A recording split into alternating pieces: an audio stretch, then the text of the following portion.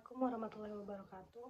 Sebelumnya, perkenalkan saya Nisa Melia Qurani dengan NIM F02191108, yang mana di sini saya akan menjawab beberapa pertanyaan interview yang harus saya jawab. Yang pertama, uraikan bagaimana Anda dapat memotivasi bawahan dan sesama rekan di tempat kerja. Cara yang saya lakukan untuk memotivasi bawahan dan sesama rekan di tempat kerja itu dengan menunjukkan kinerja terbaik saya sebagai seorang manajer maupun seorang karyawan perusahaan. Di sini saya akan mengerjakan sesuatu yang menjadi tanggung jawab saya itu secara maksimal, mengerahkan segala yang saya bisa untuk menciptakan hasil yang terbaik.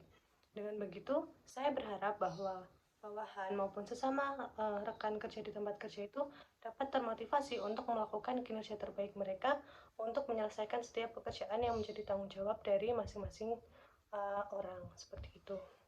Untuk pertanyaan kedua, bagaimana Anda akan menetapkan sasaran kinerja individu dan kinerja tim? Nah, di sini tuh dalam menetapkan sasaran kinerja baik individu maupun tim, sebagai seorang pemimpin ataupun manajer, itu tuh harus mengetahui secara detail ataupun secara pasti terkait dengan sasaran kinerja yang diinginkan ataupun ingin dicapai sama perusahaan. Nah, dari sini saya akan memutuskan ataupun menentukan sasaran kinerja dengan lebih spesifik, di mana nantinya karyawan dalam menyelesaikan pekerjaan individu maupun timnya itu dapat melakukan usaha atau kinerja yang tepat sesuai dengan apa yang diimpikan ataupun diinginkan oleh perusahaan itu, seperti itu. Kemudian untuk pertanyaan nomor 3, bagaimana Anda menghadapi konflik atau ketidaksetujuan atau kesalahpahaman dalam tim Anda?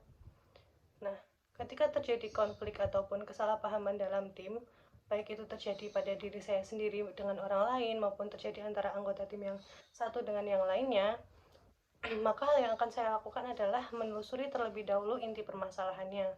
Nah, saya akan bertanya kepada masing-masing anggota yang punya konflik ini mengenai permasalahan yang terjadi, terus kemudian kenapa alasan mereka bisa terjadi konflik ini tuh seperti apa, terus harapan mereka ke depannya seperti apa, dan juga lain sebagainya.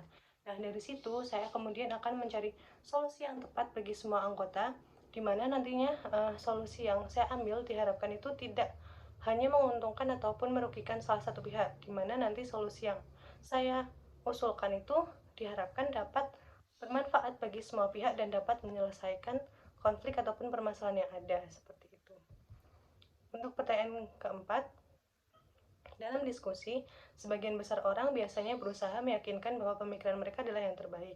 Bagaimana Anda mengajak orang lain untuk menerima pemikiran Anda? Berikan contohnya. Nah, cara saya mengajak orang lain untuk menerima pemikiran saya adalah dengan meyakinkan mereka bahwa apa yang saya utarakan, apa yang saya usulkan ini akan memberikan hasil yang baik bagi perusahaan. Nah, contohnya ketika terjadi perbedaan pendapat dalam menentukan sesuatu, saya itu akan menguraikan secara rinci mengenai apa yang saya usulkan. Terus, apa dampaknya bagi perusahaan jika usulan saya ini diterima dan apa dampaknya jika usulan saya ini tidak diterima, seperti itu. Nah, akan tetapi dalam hal ini, saya tidak akan memaksa anggota tim lainnya untuk setuju ataupun sependapat dengan apa yang saya ungkapkan. Karena menurut saya, setiap orang itu berhak untuk berpendapat. Jadi saya akan membebaskan mereka untuk setuju ataupun tidak setuju dengan pemikiran saya, seperti itu. Kemudian untuk pertanyaan nomor 5, apakah Anda pernah memiliki anggota tim yang unjuk kerjanya tidak sesuai yang Anda inginkan? Apakah yang Anda lakukan? Saat bekerja bersama orang lain, itu tentunya perbedaan pendapat ataupun perbedaan cara kerja itu kan hal yang sudah pasti terjadi. Nah, ketika mengalami hal tersebut, di mana ada anggota tim yang unjuk kerjanya tidak sesuai dengan apa yang saya inginkan, hal yang bisa saya lakukan adalah mencoba untuk memotivasinya melakukan kinerja yang lebih baik. Dalam hal ini, saya juga perlu menyesuaikan cara kerja saya dengan anggota tim yang lainnya, di mana saya perlu mengambil poin-poin yang bagus dari anggota tim lainnya dan membuang poin-poin buruknya, di mana anggota tim lainnya juga perlu melakukan hal seperti itu. Kita harus saling menyesuaikan satu sama lainnya, di mana di sini kita harus saling mendorong untuk melakukan kinerja terbaik yang dapat kita berikan bagi sebuah perusahaan, seperti itu. Untuk pertanyaan selanjutnya, bagaimana Anda melibatkan anggota dalam pengambilan keputusan? Dalam mengambil sebuah keputusan, alangkah lebih baiknya jika kita itu mendapatkan ataupun mendengarkan pertimbangan dan pemikiran dari orang lain.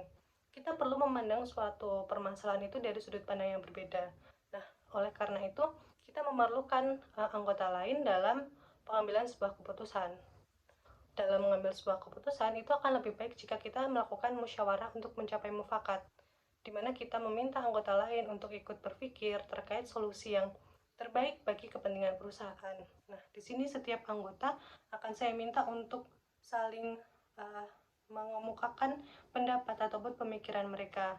Dan setelah itu, kita akan memilih uh, di antara pendapat-pendapat tersebut manakah yang terbaik yang dapat diberikan ataupun dapat dipilih untuk solusi bagi perusahaan, seperti itu. Untuk pertanyaan terakhir, Anda ditugaskan untuk berpartisipasi dalam tim yang memiliki beberapa anggota yang tidak termotivasi untuk bekerja keras dan memberikan kontribusi usaha terbaik mereka. Apakah yang Anda lakukan jika Anda mengalami hal ini? Bagaimana pendekatan Anda untuk menghadapi situasi ini? Ketika saya mendapatkan tim di mana beberapa orang di dalamnya itu bisa dikatakan sedikit bermalas-malasan, yang saya lakukan adalah tetap menunjukkan kinerja terbaik saya. Seperti yang sudah saya jelaskan dalam pertanyaan sebelumnya, di sini saya akan mengarahkan segala kemampuan saya untuk menciptakan hasil yang terbaik. Dengan harapan nantinya anggota yang dibilang bermalas-malasan ini dapat termotivasi untuk menjadi lebih ambisius dan juga berusaha untuk memberikan kontribusi terbaik mereka bagi tim, seperti itu. Selain itu, jika cara saya dengan menunjukkan kinerja terbaik ini tidak berhasil, mungkin saya akan secara perlahan-lahan tuh bicara kepada anggota tim yang bermalas-malasan ini dan menanyakan kenapa kok tidak mau menunjukkan kinerja terbaik. Terus kemudian saya akan berusaha untuk memotivasi mereka untuk kita sama-sama menunjukkan kinerja terbaik kita bagi perusahaan dan juga meninggalkan rasa malas kita agar apa yang kita kerjakan nantinya itu tidak akan sia-sia. Sekian wawancara yang dapat saya lakukan. Wassalamualaikum warahmatullahi wabarakatuh.